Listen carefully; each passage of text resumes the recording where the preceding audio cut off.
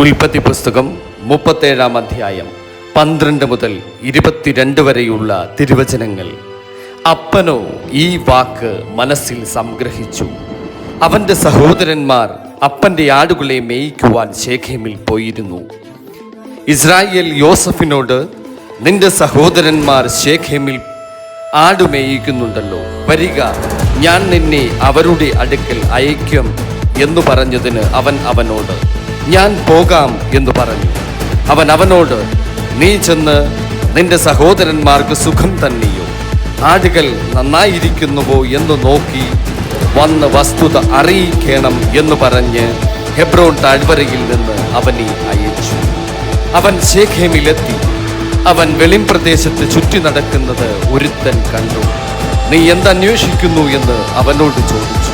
അതിന് അവൻ, ഞാൻ എൻ്റെ സഹോദരന്മാരെ അന്വേഷിക്കുന്നു, അവർ എവിടെ ആടുമേയിക്കുന്നു എന്ന് എന്നോട് അറിയിക്കണമേ എന്ന് പറഞ്ഞു.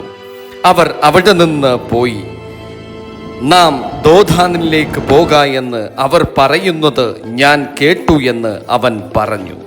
അങ്ങനെ യോസഫ് തൻ്റെ സഹോദരന്മാരെ അന്വേഷിച്ചു ചെന്ന് ദോഥാനിൽ വെച്ച് കണ്ടു.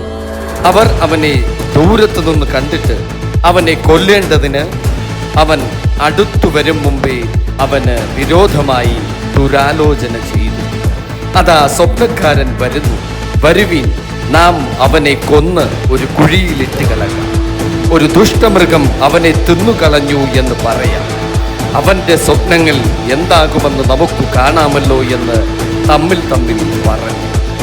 രൂബേൻ അത് കേട്ടിട്ട്, നാം അവനെ ജീവഹാനി വരുത്തരുത് എന്ന് പറഞ്ഞു. അവനെ അവരുടെ കയ്യിൽ നിന്ന് വിടുവിച്ചു.